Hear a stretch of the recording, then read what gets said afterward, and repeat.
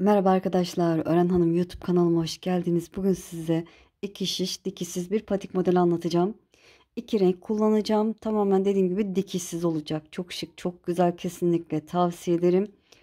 Ayağınıza tam oturacak, rahatsız etmeyecek bir model. Bir günde iki çift bile örebilirsiniz. Çabuk da ilerleyen bir model.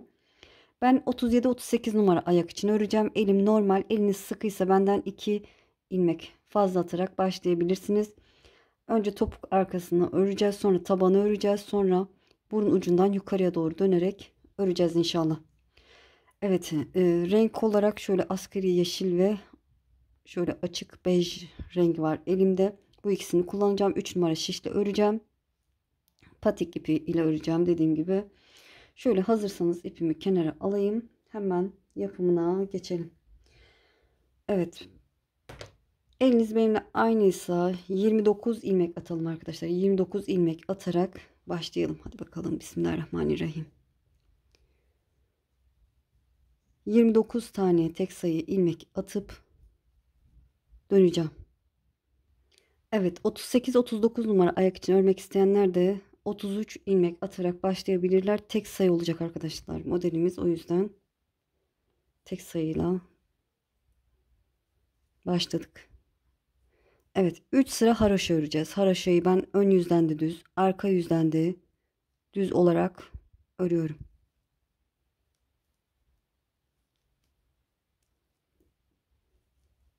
Haroşa örerek sıranın sonuna kadar gelelim. Evet, sıranın sonuna yaklaştım. Son 2 ilmeğim kaldı. Onları da haroşa örerek sıramı tamamladım. Çevirdim. Ön yüzdeyim. Bakın ön yüzde bir sıra haroşamız oluştu bile. Kenarı düzgün olsun diye ipi kendime doğru alıyorum. İlk ilmeğimi örmeden sağ işimi alıyorum. Çıkışta ördüysem girişte ilk ilmeğimi örmüyorum. Yine haroşa örerek ilerliyoruz. Evet, bu şekilde toplamda 3 sıra haroşa olana kadar örelim. Sonrasını göstereceğim. Evet, gördüğünüz gibi 3 sıra haroşa oldu, beraber sığındık. 1 2 3 sıra haroşa görüntüsü oldu. Başlangıç ipim burada, ön yüzdeyim. Şimdi artık önden düz, arkadan ters örerek ilerleyeceğim. İlk ilmeğimi örmeden aldım. Düz örerek ilerliyorum.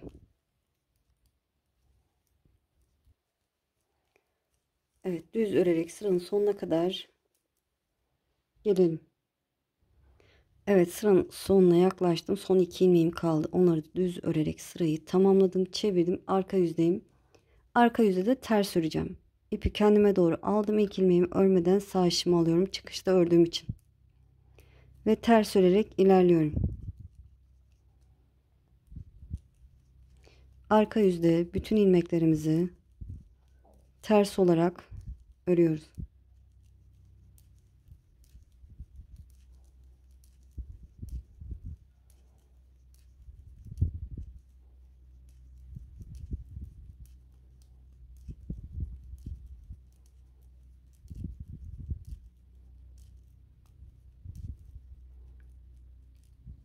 Evet, ters örerek sırayı tamamladım. Çevirdim. Ön yüzdeyim. Ön yüzde ilk ilmeğimi örmeden alıyorum. Yine düz örerek ilerliyorum. Ön yüzden düz, arka yüzden ters öreceğiz. Şöyle ne kadar öreceğiz? Ben şöyle size tersinden bu ters sıralarını sayacağız arkadaşlar. Ben öreyim, ondan sonra size kaç sıra ördüğümü göstereceğim. Evet, gördüğünüz gibi tamamladığım şöyle santim olarak değil de şöyle elle ölçerek göstereceğim. 4 parmaktan biraz fazla. Burası topuk kısmına gelecek, bu alt kısmı. Burası da bilek kısmına. Ona göre ayağınıza ayarlayabilirsiniz. Kaç sıra ördüm diye sorarsanız da şöyle beraber sayalım. Tığ yardımıyla sayacağım. Şöyle bakın, haroşa sıraları 3 sıra örmüştük hatırlarsanız. Şöyle bakın. Buradaki haroşanın bir öncesindeki boşluktan sonraki ters sıralarını sayacağım. Bakın. 3,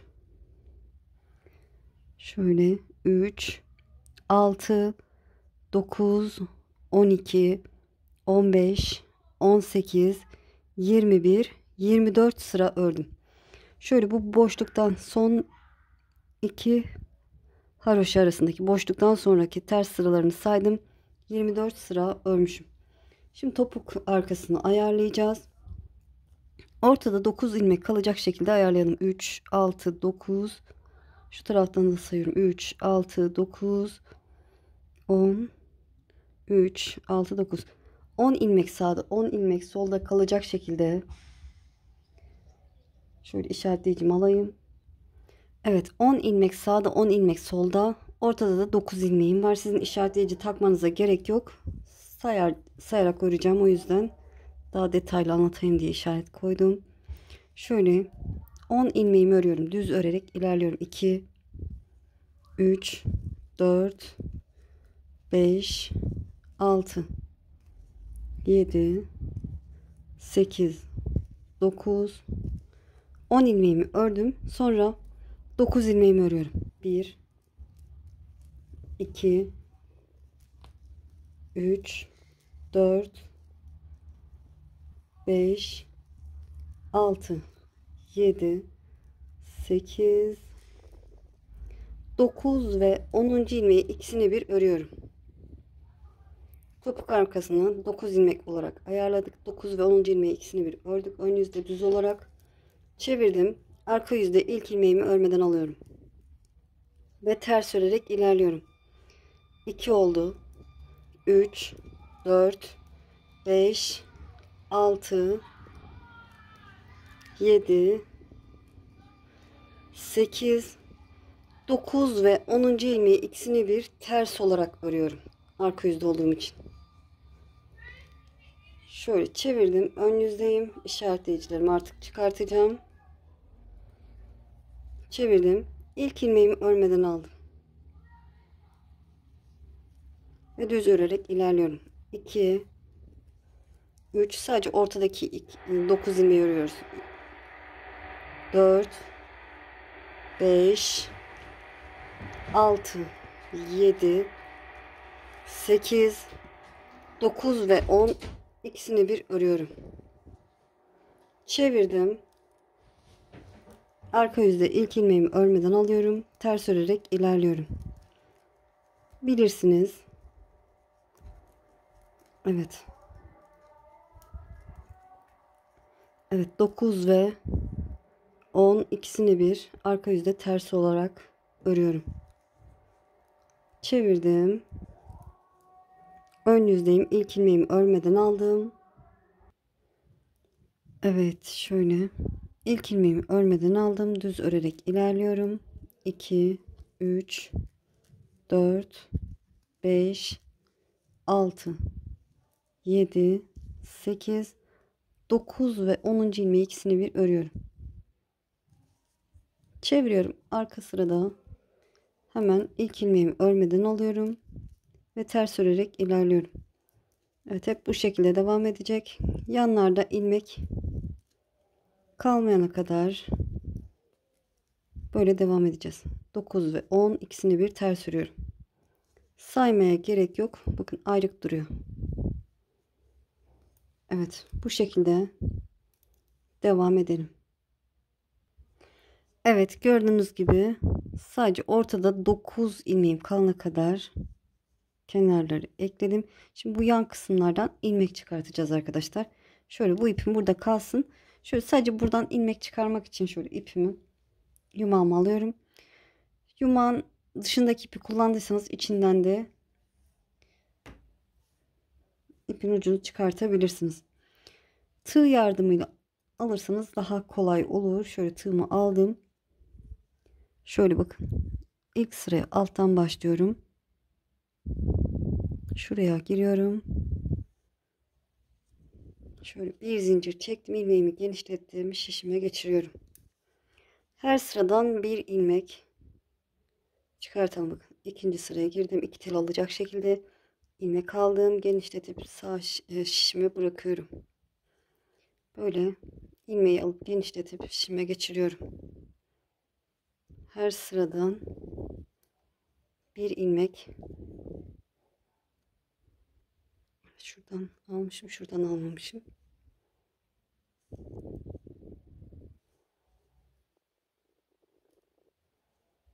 Bu şekilde buraya kadar ilmek alarak gelelim. Evet, ilmeklerimi aldım. 15 tane ilmeğim oldu. Bakın 3, 6, 9, 12, 15. Burası taban kısmından bilek kısmına kadar olan mesafe. Siz biraz daha yukarıda olsun diyorsanız şöyle bir ya da iki ilmek fazla çıkartabilirsiniz. Bu ipimi burada kesiyorum. Şöyle. Sonra buradaki iki ipi kestiğim iple diğer ipi birbirine bağlıyorum. Şöyle düz örerek ilerliyorum.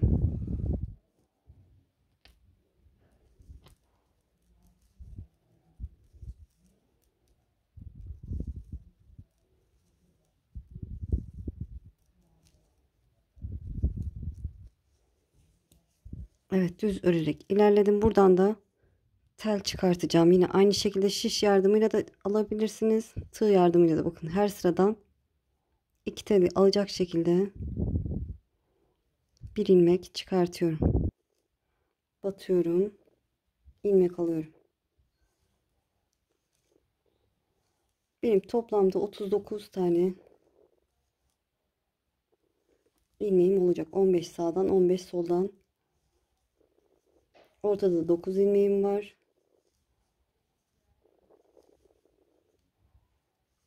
Evet, ilmeklerimi çıkartıp döneceğim. Evet, ilmeklerimi çıkardım. Toplamda şimdi 39 tane ilmeğim var. Çevirdim. Arka yüzdeyim. Ters örerek ilerliyorum. İlk ilmeğimi örüyorum bu seferliğine.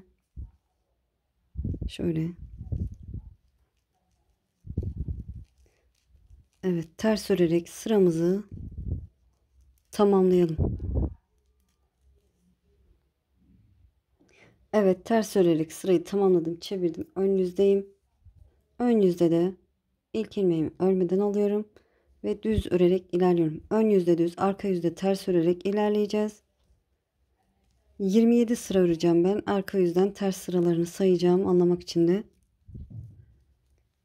Bu şekilde önden düz, arkadan ters, artırma, eksiltme hiçbir işlem yapmadan 27 sıra örelim.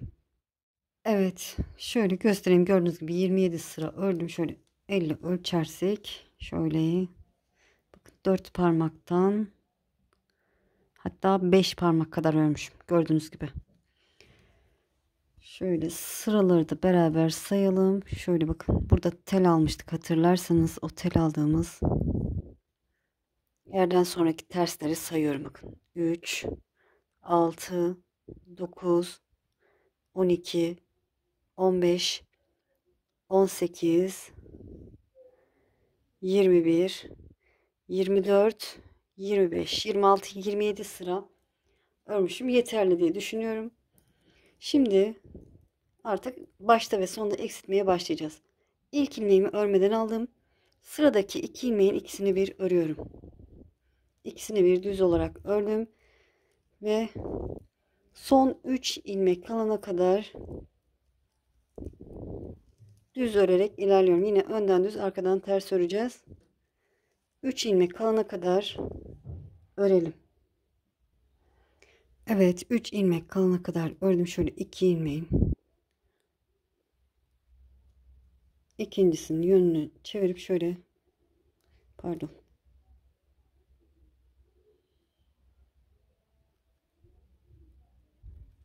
Çevirip sağa doğru kesim yapacağım. Şöyle ikisini bir sağa doğru düz olarak ördüm. Ve kalan son ilmeği de düz ördüğüm sırayı tamamladım. Çevirdim. Arka yüzde hiçbir işlem yok. İlk ilmeğimi örmeden alıyorum ve ters örerek ilerliyorum.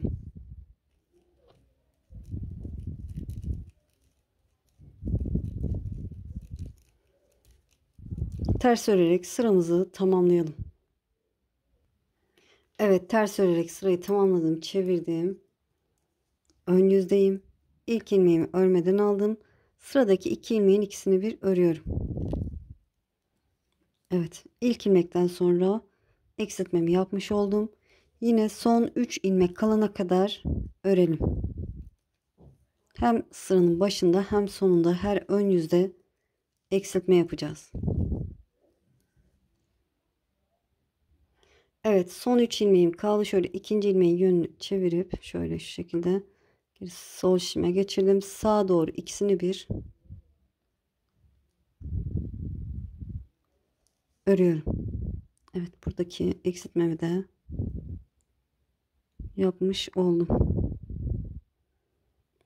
Evet, ilmeğim tellendi. Onu düzelteyim. Evet, son ilmeğimi de örüp sıramı tamamladım. Çevirdim, arka yüzdeyim. Dediğim gibi arka yüzde hiçbir işlem yok. Sırayla bütün ilmeklerimizi ters olarak örelim. Evet, sırayı tamamlayalım. Evet, tamamladım. Çevirdim. Ön yüzdeyim.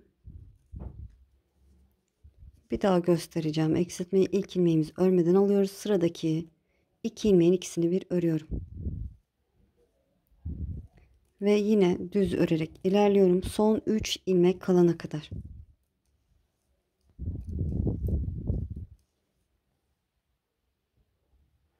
Evet, dediğim gibi 3 ilmeğim kaldı. Şöyle ikinci ilmeğin, bakın karşımda 3 ilmek var. İkinci ilmeğin yönünü çevirip onları tekrar sol şişime geçiriyorum ve sağa doğru ikisini bir örüyorum. Yönü düzgün olsun diye bu şekilde yapıyorum. Bakın böyle. Sonra son ilmeğimi de ördüm. Sırayı tamamladım. Her ön yüzde bu şekilde hem başta hem sonunda eksiltme yapacağız. 15 ilmek kalana kadar bu şekilde eksiltmelerimize devam edelim. Sonrasını göstereceğim. Evet, gördüğünüz gibi eksiltmelerimi tamamladım. 15 ilmek kalana kadar eksilttim. Beraber sayalım. 3, 6, 9, 12, 15. Bu kısmı topuğunuza geçirin. Bu kısımda baş parmak ucunuza kadar gelmesi lazım. Hafif böyle baş parmağınızın altında şöyle şurada da gelebilir. Sorun olmaz. Esniyor çünkü örgüler. Evet, şimdi diğer rengime geçeceğim. Diğer rengimi alıyorum. Burada elimizi sıkı tutalım arkadaşlar. Sıkı tutalım ki örgümüz güzel olsun. 6 ilmek örüyorum. 2 3 4 5 6 ilmek ördüm. Sıradaki 2 ilmeğin örmeden sağ şişime aldım. Baştakini arkadan sol şişime geçirdim. Ortadakini başa alıyorum. Bakın önden başa alıyorum. Ve bu 3 ilmeğin üçünü bir düz olarak örüyorum. Şöyle. Evet. Üçünü bir düz olarak ördüm. Ve kalan 6 ilmeğimi örüp kenardan ilmek çıkartacağım. Burun kısmını oluşturuyoruz. Evet, şöyle ilmeğim tellenmiş. Eksiltme yaptıktan sonra 6 ilmek ördük. Şimdi yan taraftan ilmek çıkartacağım. Bakın. Şöyle yan taraftan bakın buraya bu şekilde iki teli alacak şekilde giriyorum. Sağ şimdi ilmek alıyorum. Şöyle. İlmek çıkardım. Dediğim gibi elimizi sıkı tutarsak çok güzel olacak. Şöyle çevirdim. İlk ilmeğimi örmeden alıyorum. Ve ters örerek ilerliyorum.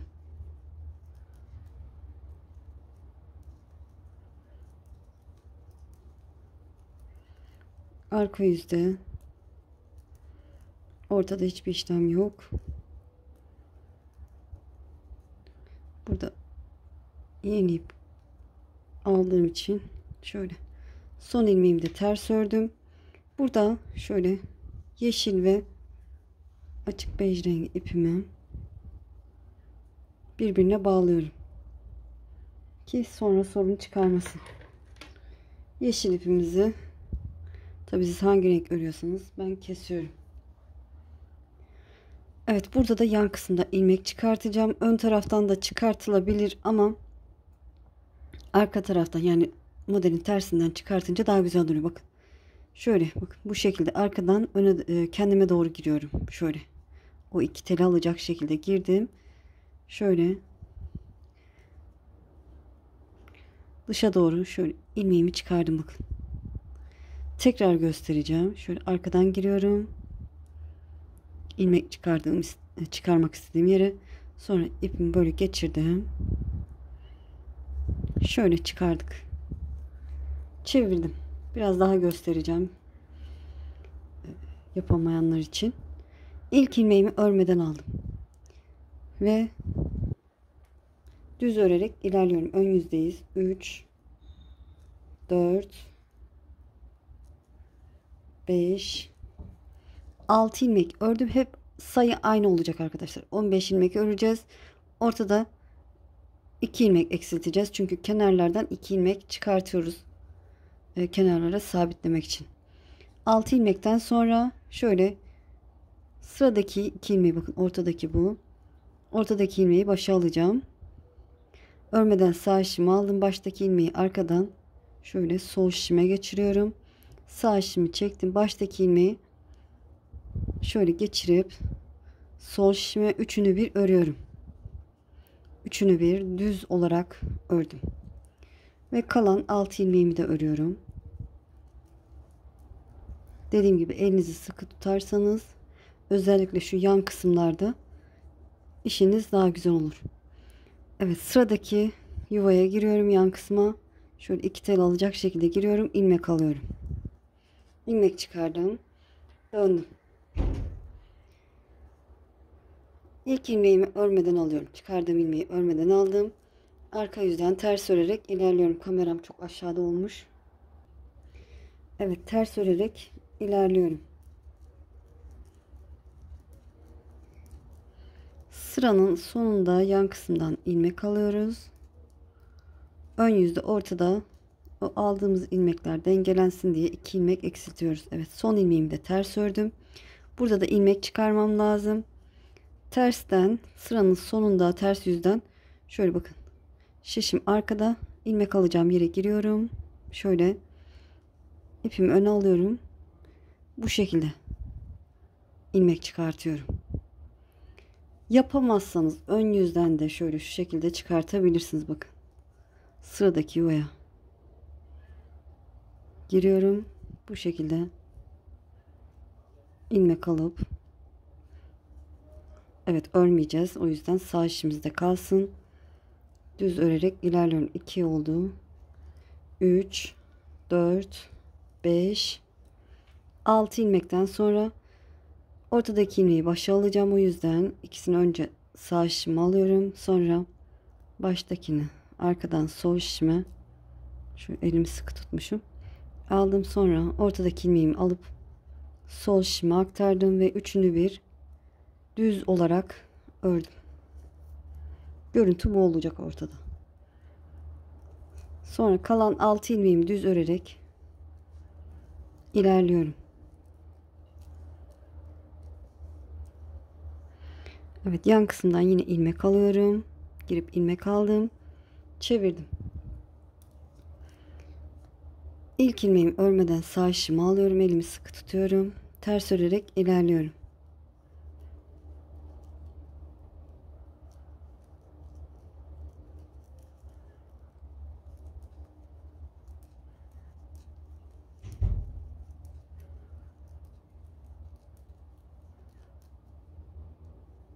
Son ilmeğimi de ters ördüm. Bu taraftan da ilmek almam lazım. Şöyle ipim, tığ şişim arkada, şöyle ilmek alacağım. Yuvaya giriyorum. İpimi öne alıp bu şekilde ilmek aldım ve çevirdim. İlk ilmeğimi örmeden aldım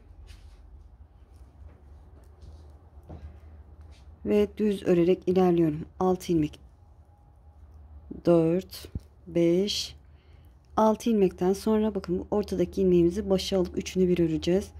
O yüzden ilk önce ikisini sağ şişime aldım. Baştakini sol şişime aktardım. Ortadaki ilmeği alıp sol şişime aktarıp üçünü bir düz olarak örüyorum. Ön yüzde olduğum için.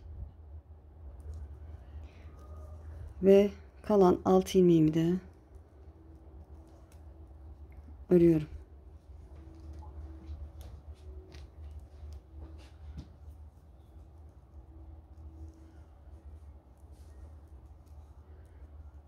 Evet, kenardan bakın buradan ilmek çıkartıyorum.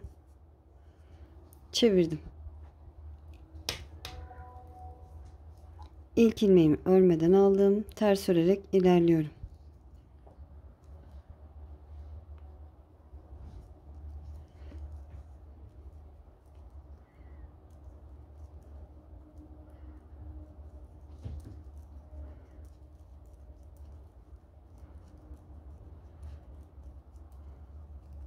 Bu şekilde burun kısmını oluşturacağız. Böyle ne kadar ayağınızda nasıl güzel duruyorsa o kadar örebilirsiniz arkadaşlar. Evet, burada da ters yüzünde sıranın sonunda sıradaki yuvaya şöyle arkadan öne doğru giriyorum, kendime doğru. Bu şekilde ilmeğimi çıkartıyorum. Arka yüzde olduğum için. Çevirdim. İlk ilmeğimi örmeden aldım ve düz örerek ilerliyorum. Evet, mantığı bu arkadaşlar, bilirsiniz artık. Biraz daha örmek istiyorum ama göstermek istiyorum. Ortada iki ilmeği başa alacağım, o yüzden ilk ikisini sağ şişime aldım. Yönünü çevirip sonra üçünü bir baştakini ortadakini başa alıp üçünü bir düz olarak ördüm ve kalan 6 ilmeğimi örüyorum.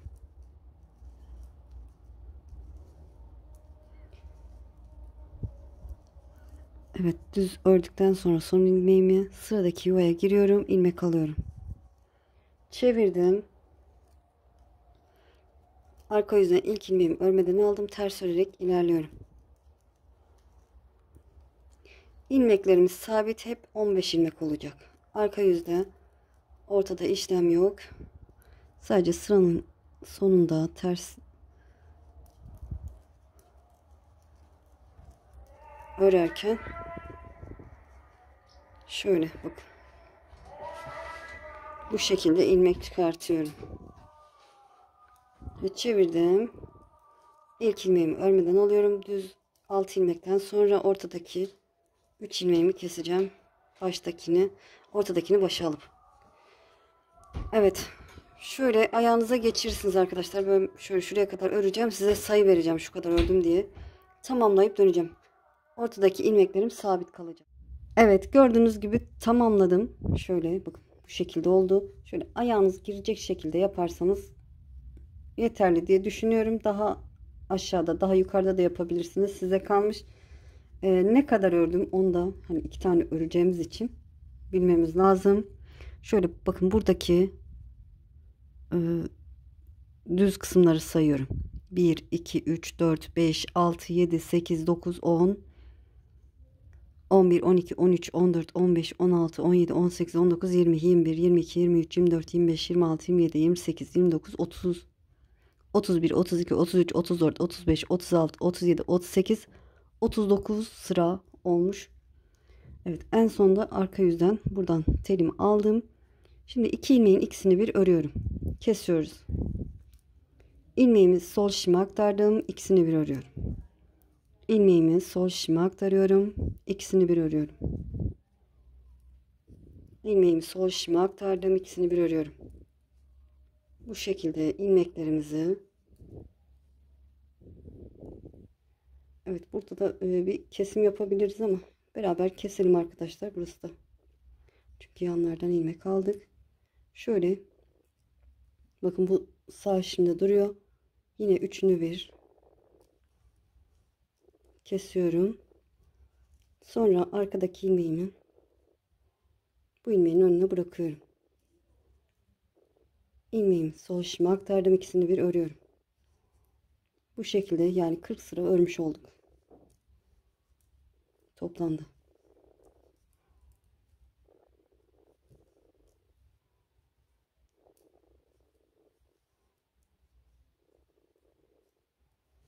Evet, tamamdır. Şimdi kenar tığlamasını yapacağız. Dilerseniz yapmaya da bilirsiniz. Tığmalayayım. Evet, şöyle ilmeğime tığımı geçirdim. Böyle sık iğne yapacağım. Şöyle yine bu şekilde batıyorum. Kaydırma tekniği de yapabilirsiniz. Batıp ilmeği alıp ilmeğin içinden de geçirebilirsiniz. Böyle batım yerleri görünmez. Bu şekilde de olabilir. Buradaki gibi de yapabilirsiniz. Hatta aynen görünmesin arkadaşlar. Şuranın devamı gibi olur ama yine de siz bilirsiniz. Böyle kaydırma tekniği de yapabilirsiniz. Ne sıkı ne geniş olsun, ayağınıza sıkmasın. Evet, bu şekilde yapalım. Şöyle şuraya kadar gelelim. Evet, tığlamasını tamamladım. Şöyle şuraya kadar tığladım arkadaşlar. Sonra ipimi saklayıp kestim. Çok hoş, çok güzel oldu. Ee, Buraya düğme de dikebilirsiniz. Farklı şekilde süsleme de yapabilirsiniz. Böyle sade de kullanabilirsiniz. Size kalmış. Çok şık, çok güzel oldu. Kaydırma tekniği de gayet güzel durdu. Böyle ayağınıza girecek şekilde. Geri sonra ben geniş geniş aldım arkadaşlar. Böyle ayağım girmeyecek gibi oldu o yüzden. Şimdi bu şekilde tam oldu. Alt kısımda böyle tamamen dikişsiz, muntazam bir patiğimiz oldu. İnşallah anlatımdan memnun kaldınız. Beni izleyerek yaptığınız için çok çok teşekkür ederim. Kanalıma abone değilseniz abone olursanız sevinirim. Videolarımı beğenip paylaşırsanız, yorum yaparsanız bana destek olmuş olursunuz. Eğer ki bu modeli şimdi değil de ileride örmek isterseniz kaydet butonuna basın. Daha sonra kaydettiğiniz videolar arasında bulabilirsiniz. Sizi çok seviyorum. Kendinize iyi bakın. Allah'a emanet olun. Hoşça kalın.